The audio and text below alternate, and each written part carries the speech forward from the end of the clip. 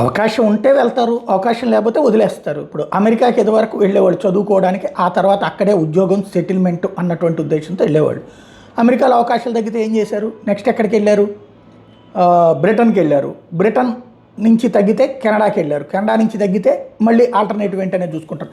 విదేశాలకి పోవాలి అన్న మోజు జనంలో ఉన్నంత వరకు మన దేశంలో పనులు చేయడం అంటే ఏదో ఇప్పుడు మనకి ఇక్కడ గిగ్ వర్కర్స్ వర్క్లు ఉంటాయి, స్విగ్గీలు, జొమాటోలు ఇట్లాంటివి చేసుకుంటూ మన దేశంలో కూడా డబ్బులు సంపాదించవచ్చు. కానీ విదేశాల్లో అయితే డాలర్లో వస్తుంది, డాలర్లో వచ్చేటటువంటి డబ్బులే గొప్ప అనేటటువంటి ఫీలింగ్తో పాటుగా విదేశాల్లో బ్రతకడంలో గొప్పతనం ఉంది.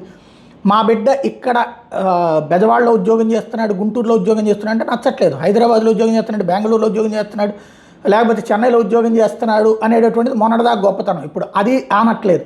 మావాడు అమెరికాలో ఉన్నాడు, అమిస్టర్డామ్లో ఉన్నాడు, న్యూయార్క్లో ఉన్నాడు, లండన్లో ఉన్నాడు, లేకపోతే కెనడాలో ఉన్నాడు అని చెప్పుకోవడం, మా అమ్మాయి కెనడా అబ్బాయికి ఇచ్చాము ఇట్లాంటివి చెప్పుకోవడం, ఈ ఫీల్ సైకలాజికల్ ఫీలే ఉపయోగం. అయితే ఆయా దేశాలు మాత్రం క్రమంగా భారత్ మీద రిస్ట్రిక్షన్స్ పెరుగుతున్నాయి. ఇప్పుడు విదేశాల్లో ఉన్నత విద్యను అభ్యసించాలనుకునేటువంటి భారతీయ విద్యార్థులు బ్రిటన్ విశ్వవిద్యాలయాలకు అంతగా ప్రాధాన్యం ఇవ్వడం లేదని ఓ నివేదిక తెలిపింది.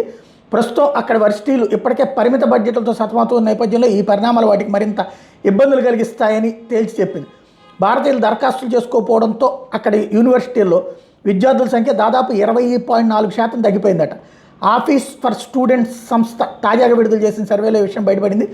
పరిమిత ఉద్యోగావకాశాలు, వలస వ్యతిరేక అల్లర్లు, భద్రతాపరమైన ఆందోళనలు, కఠినమైన వీసా నిబంధనలు మొదలైన భారత విద్యార్థులను బ్రిటన్ యూనివర్సిటీలకు దూరం చేస్తున్నాయని ఆ నివేదిక చెప్పింది. విద్యాభ్యాసం పూర్తయ్యేంత వరకు అంతర్జాతీయ విద్యార్థులు స్టూడెంట్ నుంచి ఉద్యోగ వీసాకు మారలేకపోవడం ప్రధాన సమస్యగా మారిందని చెప్పింది. బ్రిటన్లో చదువుతున్న లక్షల మంది విద్యార్థులు అనేక మంది తమ ఆర్థిక అవసరాల కోసం పార్ట్ టైం ఉద్యోగం చేస్తుంటే అవకాశం ఇవ్వకపోతే వాళ్ళు అక్కడ చదువుకోవడానికి ఆసక్తి చూపరని అభిప్రాయపడింది. అది ఇప్పుడు బ్రిటన్లో వాళ్ళకి అవసరం మ్యాన్ పవర్, కానీ అక్కడ వాళ్ళకు ఉద్యోగాలు లేవు కాబట్టి బయట వాళ్ళకి ఇస్తున్నారని ప్రజల్లో తిరుగుబాటు వచ్చింది.